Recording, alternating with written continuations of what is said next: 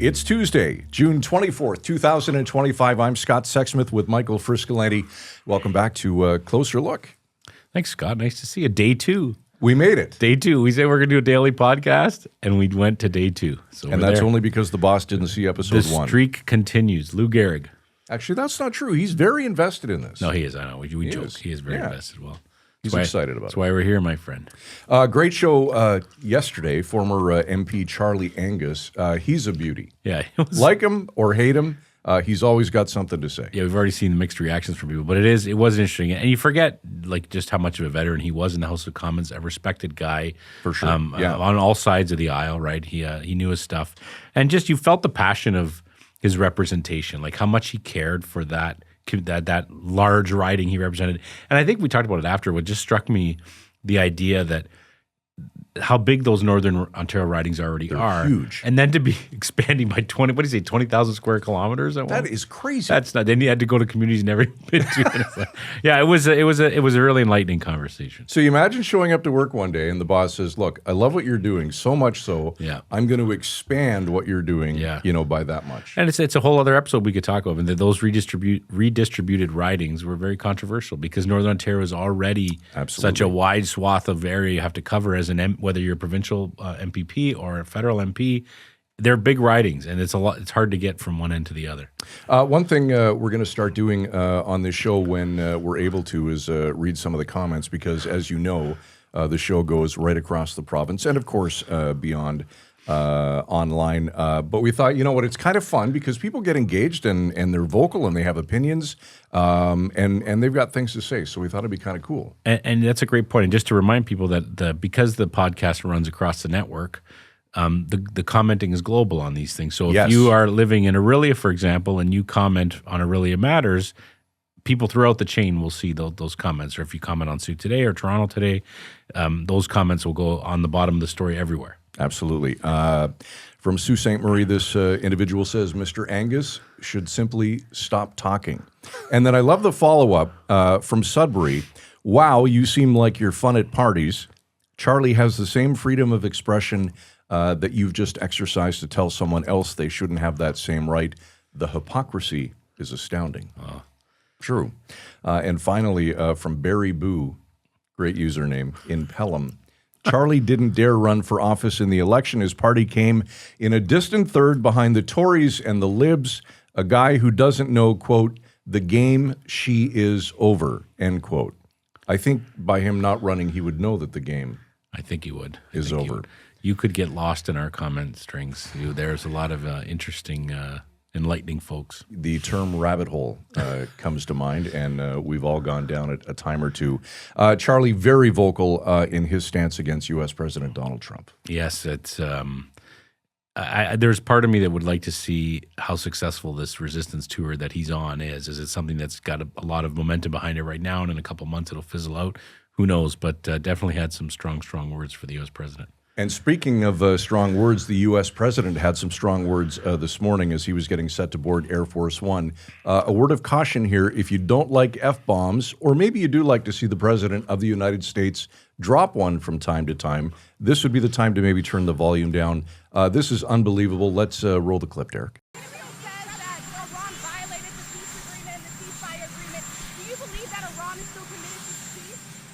Yeah, I do.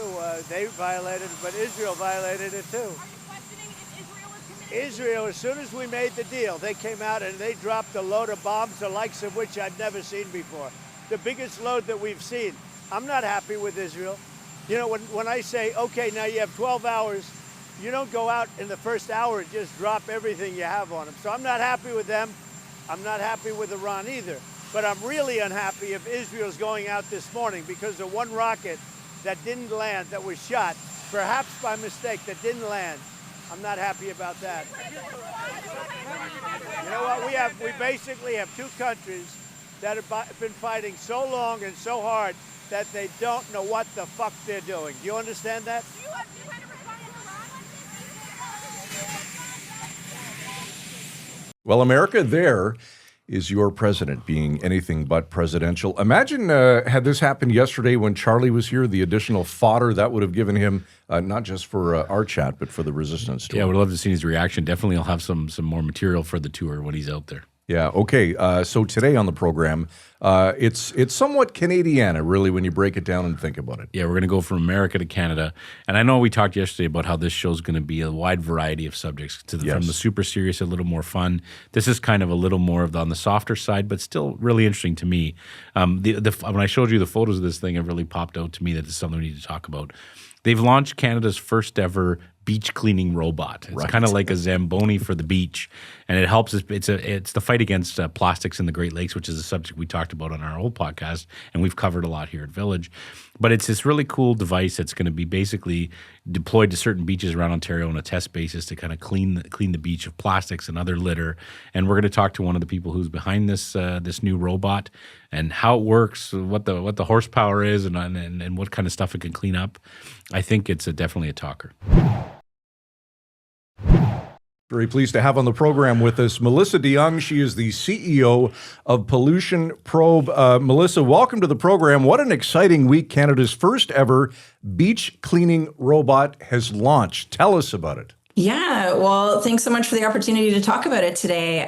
This is something we've been working on for quite a few months now, and there was no roadmap for how to bring the first beach cleaning robot to Canada, so we were figuring it all out, but we're very excited to say that it's now in use.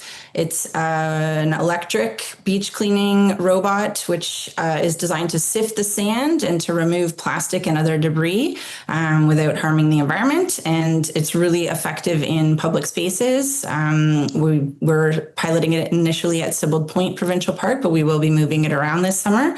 We're very excited to finally have this underway. I've read a lot about how it's been compared to the Zamboni for the beach. Do you like that term, or is that inaccurate? I think visually it does look a lot like a Zamboni for the beach. Slightly different function, but certainly does look like that. It actually has some military-grade technology included in it as well. So great. It's bulletproof. Yeah. Well, the front end does look a lot like a tank, actually. Yeah. So you guys didn't design this. Did you get this from somewhere else, or has it been around for a while? Yes, we procured it from a company out of France called Porlu, and we have, through our Great Lakes Plastic Cleanup Initiative, which is a binational initiative that my organization, Pollution Probe, co-leads with the Council of the Great Lakes Region. Our partners, the Council of the Great Lakes Region, and some of their partners in the U.S. have been piloting them for a couple of years now. So that technology has been in use, and we've been able to see how effective it is, and sort of pushed us to keep up the good fight to get one into Canada. Melissa, let's talk dollars and cents. How much? Oh, goodness. I don't have the figure off the top of my head, but it is quite expensive. It doesn't look cheap. No, it's not. It's not. But again, it's not only effective at removing plastic from the environment. It's an amazing public engagement tool. We're collecting data on everything that we find. So it has, if you look at how much it costs to do cleanup in general, we're working on trying to do the preventative side alongside the cleanup effort so that we can avoid further costs down the road. Let's talk some of those specifics. How much can it pick up, say, in an 8-hour span, and what kind of stuff have you picked up? What have you found so far? Well, we've only been piloting it for a very short time in Canada, so we're still learning what that looks like here. We do know from what we've seen on the U.S. side that we're thinking this is really going to change our data profile. Our initiative's been running for this is our 6th season. We started it in 2020. Most of the technologies we use on the Canadian side are located in the water, so we tend to find a lot of very small pieces of plastic that are known as microplastics that have broken down from larger pieces over time. We know that with the BeBot, the beach cleaning robot, we're capturing a lot more of the macroplastics, the large pieces of plastic, before they actually enter the water. So we do know that we're going to have a shift in our data profile and what we're seeing coming off the beach versus what we find in the water. The BeBot itself has a sieving capacity of about 100 liters per cycle. So that's about the equivalent to around 14 basketballs worth of debris. Wow. It can clean up to 3,000 meters squared per hour. We won't be collecting that much. We tend to move very slowly because we are sorting and characterizing what we find, but it can cover quite a large span of the beach in a very short period of time. Now, Melissa, it's not every day that you go to the beach and see what some might call a Zamboni on the beach sifting through the sand, but some of the reaction from people who have seen it, what are they saying about it? Well, they're very excited. I think, as I said earlier, one of the most important parts of this project for us is having that public engagement piece. And, having a discussion about plastic and microplastic in the water is one thing, but actually seeing this in person, doing what it's meant to be doing is a whole other thing entirely. And part of our effort is to bring the community in, to have people see what plastic pollution looks like firsthand, because it is quite different than litter on the street. And once that connection's made, people tend to be very invested in being a part of the solution and what they can do to make sure that they're not contributing to plastic out in the environment. So we get a lot of questions about what it is, what it's doing, and the number one question we get asked is what we're finding. So that is those conversations start from. It's definitely a talker. That's what happened to us when we saw it this morning. We just started talking about it, had a whole bunch, which is great. So if you stumble across it, I can see why people ask a lot of questions. You've looked at this idea that this is one small part of the Great Lakes plastic cleanup that's been going on for a few years. Can you tell us what that is? But also, this is an obvious dumb question, but why is that so important? Why is the issue of plastics in the Great Lakes is a major issue? It's a major problem. Why it's so important? Sure. Well, the Great Lakes, we know, are one of the largest freshwater systems in the world.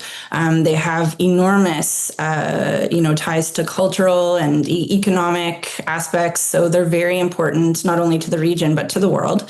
Back, I would say 2018-ish, we started to have a lot of discussions around the fact that, there's increasing attention being paid to ocean plastics and the huge issue that we have with plastic in our oceans. But we knew that freshwater was an equal part of that conversation. Whatever's happening in our freshwater ultimately finds its way out to the ocean, where it contributes to those broader impacts.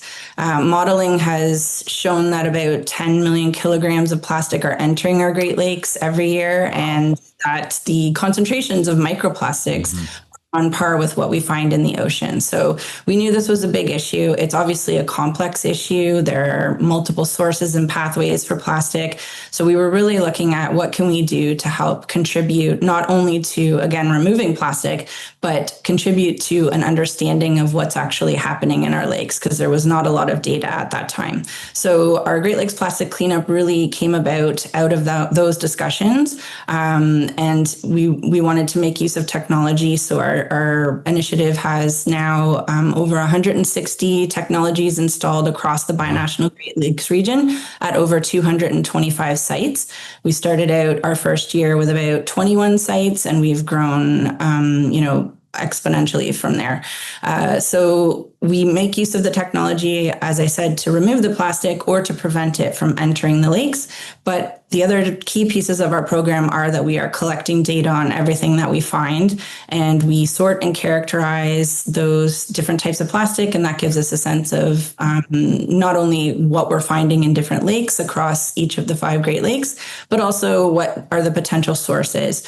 And we bring the community into that. We have volunteers come out and help us do that sorting and characterizing. And all of this information is publicly available, but it's also used for important policy development. Our program has contributed to policy development already, and discussions with industry, and trying to figure out some of those longer term solutions. That's a great idea. You kind of answered the question I was going to ask, but why this data is so important. When you're able to collect that kind of specific data, what does that mean? Yeah, well, it's the first step, I think, in coming up with any type of solution. You really have to understand what it is you're dealing with. So there aren't any sort of long-term established monitoring programs in the Great Lakes, and we use community science to provide information with the lack of that scientific monitoring program. So communities can come in, and again, this gives us a really good sense of how much we're finding in different areas. We know, for example, that urban areas, we find way more plastic than in rural areas. We have different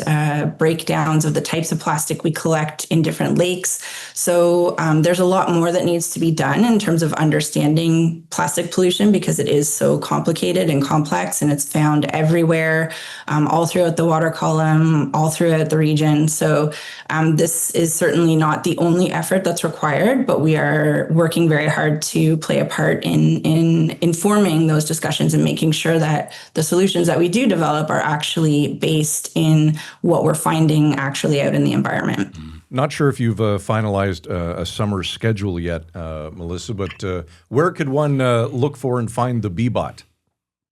Well, it's going to be piloted at a number of different provincial parks this summer. It's starting out, as we talked about, at Sibbald Point Provincial Park. It will then move to Inver-Huron Provincial Park on Lake Huron. That will be in July. Following that, we're going to have it move to Long Point Provincial Park on Lake Erie. And from there, it will move to Lake Ontario and Sandbanks Provincial Park in Prince Edward County. And then it will wrap up at the end of the season in about September at some point. It will be at Darlington Provincial Park, also on the north shore of Lake Ontario. Well, that's a busy summer. Are you able to track how many kilometers this thing will drive over the beach? We do plan to do that. Yeah, we're hoping to have sort of a map drawn out and have dates for when it's moving. We have a great trailer, so people might spot it on the highway. It's got branding for the robot on it. Great. Does it have a Twitter feed or anything? That's a good plan. There you go. You got to get on Instagram. That's what I'm told. Yeah. In a dream world, how many of these would you have in 10 years? Oh, goodness. That's an excellent question. I think we want to make sure, because it's a mobile technology, it can actually move quite far, but we would love to make sure that it's covering as much distance as it can, because we know how effective it is at removing plastic. And we know that the Great Lakes aren't the only place that is, having an issue with plastic pollution. All of our freshwater systems are. So I think a fleet of them would be fantastic, and they could work to complement each other, and we could make a much more significant impact. Mm-hmm. Can I ask you a question that's a little off topic, Melissa? Obviously, the protection of the Great Lakes has been something for a long time that's been done on both sides of the border in tandem, working together. Have you found in the last few months with the ongoing trade war that that's impacted any of the efforts in working together with the Americans on protecting our Great Lakes? I don't think that anyone is ever going to think that our Great Lakes shouldn't be protected. So I think efforts are definitely ongoing. We take part in a number of binational initiatives that have sort of doubled down on commitment to ensure that this isn't an issue in the midst of everything else that's going on in the world. So I think it's in discussion, but I don't see anything changing in terms of everyone's commitment to ensuring that we protect our Great Lakes. All right, there's Melissa DeYoung, CEO of Pollution Probe. Thanks for this, Melissa, and congrats on the launch of the BeBot. Thank you so much for having me. Appreciate it. I almost feel like we've had two hockey-themed shows in the last 2 days. Charlie Angus, elbows up, and now a Zamboni-like machine that's cleaning beaches. That could be the drinking game for the show, to see how that episode relates to hockey. All right. Bad segue, but I'm going to take advantage of it. Speaking of hockey, the great Don Cherry signed off from his podcast for the final time, 91 years old. Yeah, that was the figure that shocked me when I read the guy. I know, 91 years old. I didn't listen to any of his podcasts, but obviously I know he was still going strong, and more than 300 episodes, I think, of his podcast. Yeah, Don Cherry's Grapevine since August 2023, producing 313 episodes in total. His son, Tim, also co-host on the show, said that the finale, by the finale, it had racked up over 6.5 million downloads. That just shows the staying power of Don Cherry. Love him or hate him, he had a huge following, and people wanted to hear what he had to say about hockey. Absolutely. And speaking of love them, so far, first piece of fan mail, Jeff writes, I'm a big fan, just watch your new show, love it, love the brick, keep it up. That's nice. What's the email address people can reach us at? Closer look at villagemedia.ca. Awesome. And we should also mention our social channels. Let's do it. TikTok, Facebook, Instagram, X. Yep. We're all over the place. Yeah, and our producer, Derek Turner, is all over that, making sure we have lots of interesting snippets from the show on those venues. Is that what you call them? Platforms.